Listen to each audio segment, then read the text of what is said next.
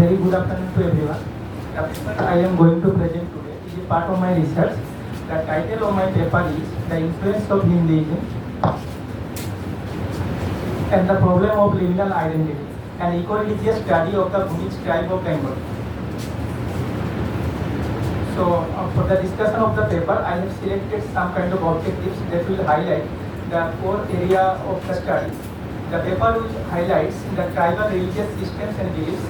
The paper will also highlight the influence of Hinduism on the Bhumij tribe of Bengal and the intuitiveness of identity crisis. The paper will also analyze how tribal religious systems help in protecting nature and natural resources. The paper looks to examine how the Bhumij tribe perform eco-religious rituals and festivals to keep their environment eco-friendly. And at last, the paper will also highlight how acculturation have a greater impact on the Bhumij tribe of Bengal. Moving to the next point. So the first one that I will discuss, what is religion. So India, a rich land of various tribes and communities, nurtures diversified religions and cultures and rituals. A vast area of the land is comprised of the indigenous tribal people who practice and protect their indigenous culture and ethnic identity with high dignity. The tribal people are clinging to their identity despite the external influences of the Mediterranean tribes. They preserve and celebrate their nature, celebrate their culture, religious beliefs and practices, rituals and performance with glory. Being a secular country, India does not have any constitutional authority to prevent anyone from performing the religious beliefs and practices. So when we say about religion, the first counterpart that comes to our mind is dharma, that is Bengali term. So it's very hard to define the term religion. So the etymological meaning of the term religion and dharma has two dimensions of meaning. Nowadays, religion has become a matter of conflict because of the misunderstanding of the term dharma. If we look at the origin of the term dharma, its origin in Sanskrit, which means something that mourns life. In Mahabharata, it was described as something that is righteousness. So the etymological meaning of the religion takes its origin in the Latin word religare, meaning to bind back or to rebind. Literally saying, religion is the process of rebinding or reconnecting the fragmented intimacy between God and devotee by worshiping. Religion is the ultimate concern of a community. It envisages the spiritual relevance of the worshippers. Religion is the universal belief system related to the sacred and secret things. It creates a kind of psychological power among the worshippers to believe in superhuman and supernatural things. Moving to the next point. How religion and identity is related. The concept of identity can be analyzed from different perspectives. Firstly, one's immutability in changing identity, and secondly, one's adaptability to change identity from one social status to another. Religion acts as a marker in shaping the identity of an individual from social, ideological, spiritual point of view. The impact of religion can either be accepted as a beneficial step or a hindrance to the formation of identity. A community's cultural identity is reflected in its rituals, performance, religions. Religions give the individual a sense of autonomy to believe in a certain religious beliefs and practices that can create uniqueness in their character development. The belief in the religion and spirituality has the potential to transform and mold the identity of an individual. It heightens the analytical thinking process of an individual to question religious beliefs and practices that can be helpful in identity integration.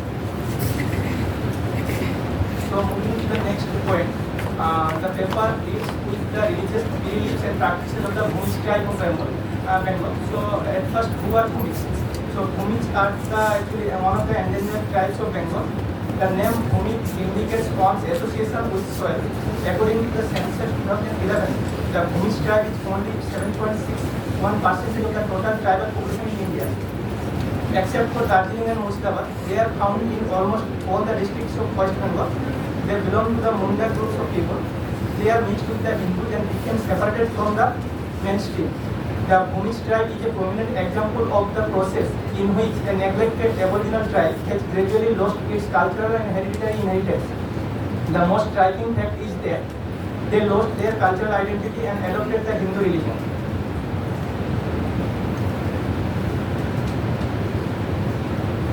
Now I will highlight the tribal religious belief system. So tribal religious belief and practices are unique in their association with the environment. Most of the tribes follow eco-religious and eco-spiritual belief system that highlights the close intimacy between nature and human beings. The ecologist always tries to find out the kinship of nature with the indigenous religious system. The tribal religious system occupies a special place for its involvement with animism, totemism, and eco-religious tradition. I quote, the indigenous community still practice some cultural linkages between social and biophysical ecosystem.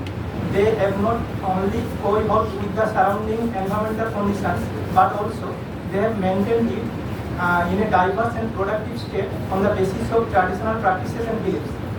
Tribal and indigenous people of India are in the religious belief that plants are sacred in nature and some particular plants and places in the forest or nearby remain untouched as they consider these folk deities and perform religious acts. Indigenous people deeply believe in the myth and rituals related to the folk deities and perform religious worship with great reverence. In the photo you can see that it is one kind of photo taken when I have done for Field work. They have performed this kind of religious act where there is Their religious system is both consists of iconic and aniconic form of goddess. So now they are following the Hindu gods and goddesses, but actually they do not have any kind of icon in their goddess actually. it is just kind of rocks, temple kind of things, and that key of course Symbols are there. Next point I will highlight it is animism. It is one kind of tribal religious belief system.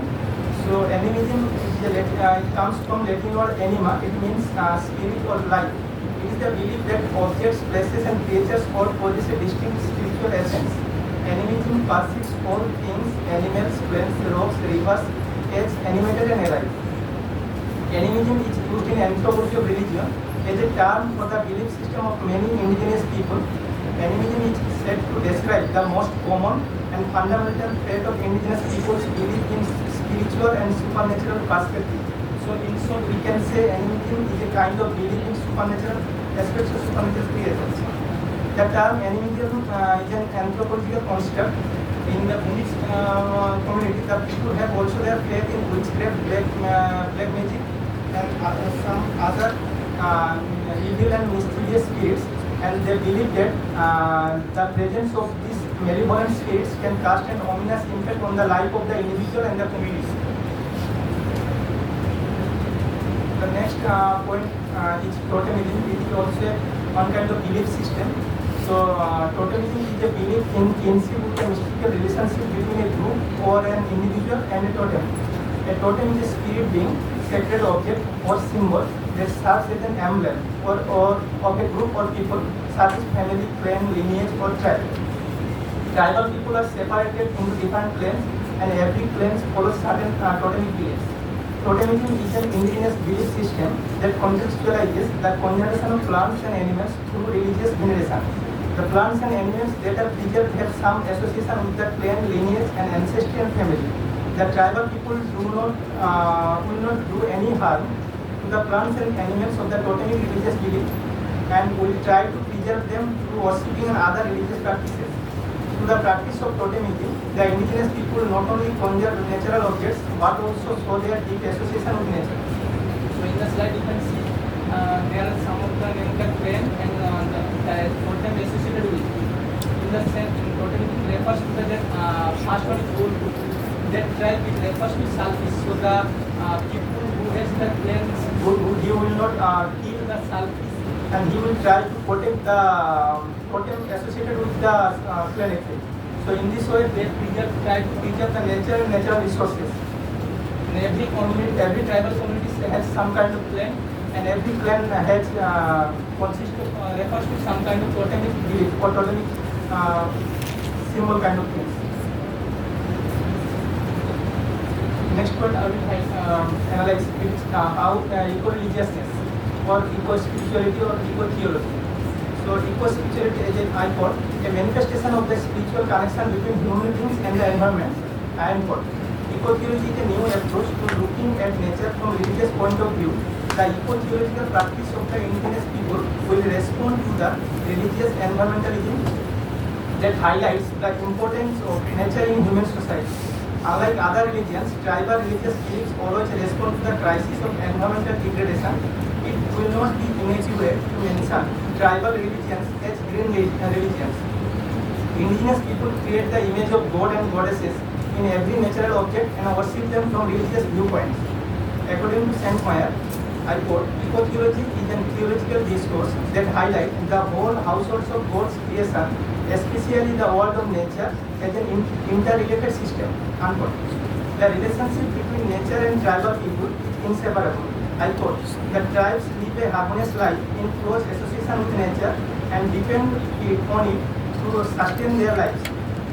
Their religious beliefs and taboos have evolved accordingly to protect and conserve nature and natural resources. In general, religions have historically promoted ethical and moral codes of conduct, including support for environmental conservation.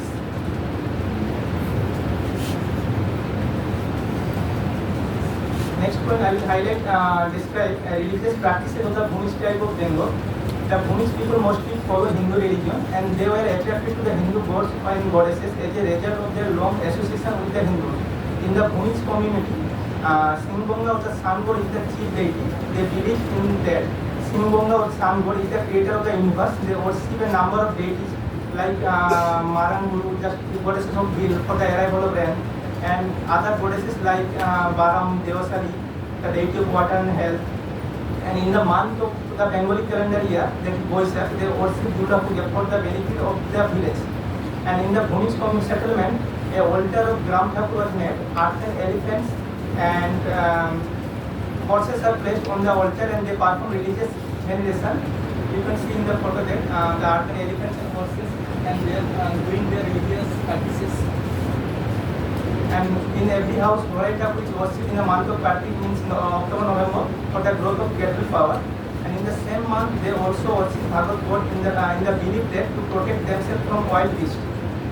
In the month of March, the Bhumish people worship Guru Gatis in the hope of protecting themselves from disease. The tribal religious belief system consists of both iconic and aniconic form of gods and goddesses.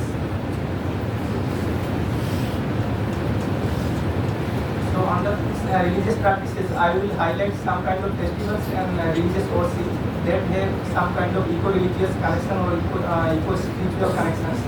So first one is Koram Puja. On the 11th day of the month of Bhadra, means August-September, the Bhumish people celebrate Koram festival.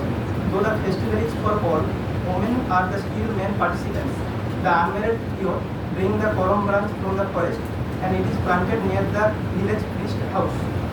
For the whole night, women sing and dance around that branch. The next morning, the Koram branch is immersed in the nearby lake. They esteem Koram branch in the high religious reverence. Married women and unmarried girls believe that Koram tree will fulfill their wishes. They worship not only nature but also the song they sing during the festival reveal their attachment to nature.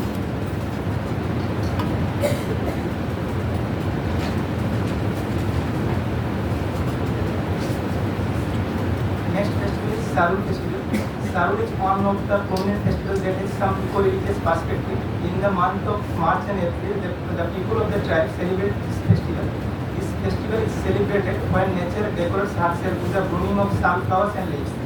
Flower and leaves of the sun trees are used to worship the deity. The Bhumish people are farmers and they maintain their livelihood through agriculture.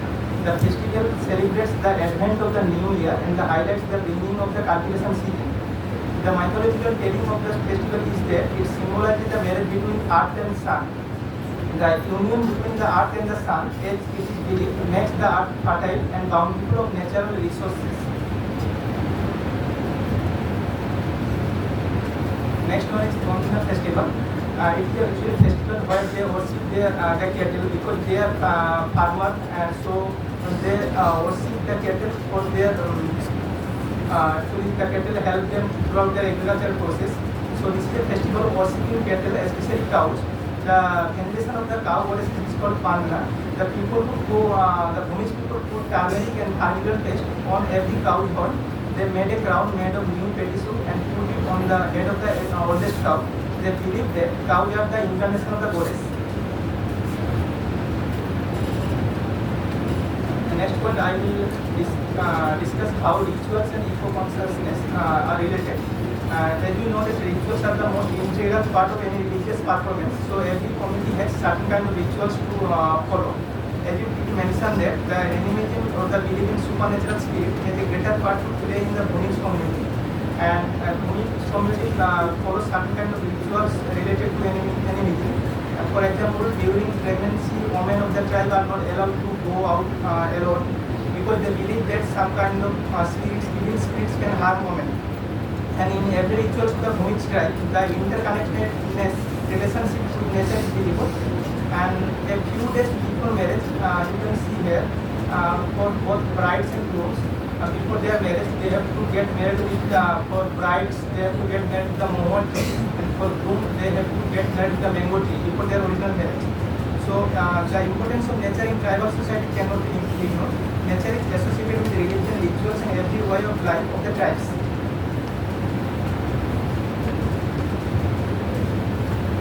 Now I will discuss how the Hindu religion influences the tribal religion and how the tribes face the independence of identity crisis.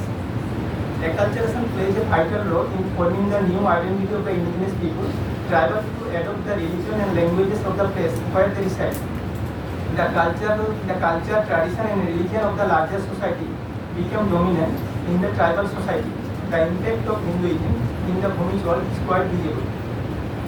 The Bhumij people are mostly following the Hindu cultures and worshipping Hindu gods and goddesses like Shiva, Manasa, Kali, Sita, Durga, etc. The most problematic thing is that not about the following the religion of others, but about losing the ethnic identity. The Bhumij people consider themselves low-caste Hindus. Some of them even changed their claim from Ubed Sandi to Sandillo and Bodhar to Bharda to become Hindus. Tribes are segregated from mainstream society and have a unique worldview comprised of the different languages, religions, cultures, and traditions that are the trademark of the Indian society. Tribes are getting absorbed into the mainstream Hindu society. This is what we can say, I thought, the Hindu method of tribal absorption. We continue from the previous slide. Though there is a similarity between the tribal religious belief and Hinduism, the questions where tribes should be considered as Hindus remain unanswered. Hindutva looked at the tribal religion on the basis of differences. The incorporation of tribes into the larger religious sects can be described from three angles. The tribes are either they are partially integrated, or they are totally integrated, or they are not touched by other religion. Tribes who are incorporated themselves into the Hindu religion are not given the full religious autonomy and priority like the Hindu by birth. They are given the status of backward Hindus that made them feel inferior in the context of religious identity. The more they practice and adhere to the other religions, the more they are getting disconnected from their ethnic roots and identity.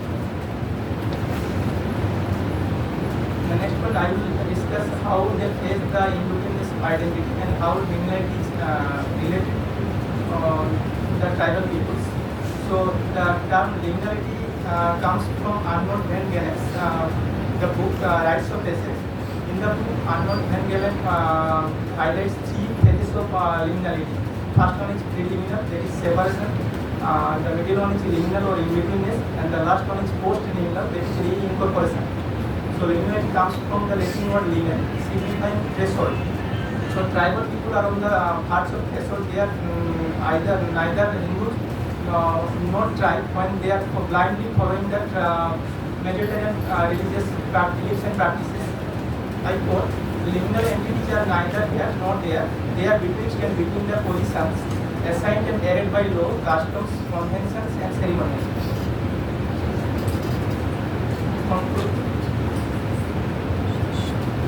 I would say that the Bhumij people is one of the endangered tribes of Bengal, and their cultural identity, rituals, and religions and traditions are on the verge of extinction due to acculturation and the influence of Hinduism. In spite of being their own religion, that is Samaism, they adhere to the Hindu religion cult. Tribes incorporated themselves into the religion and language of the Mediterranean community or tribe. Hinduism being the dominant religion in Bengal has an impact on the Bhumij people. Hinduization, integration, and acculturation play a crucial role in understanding the dynamics of tribal society. So So if we regard tribes as Hindu, the diversified and distinctive tribal religion and culture will lose their charm. These are the references I have used for the paper. Thank you.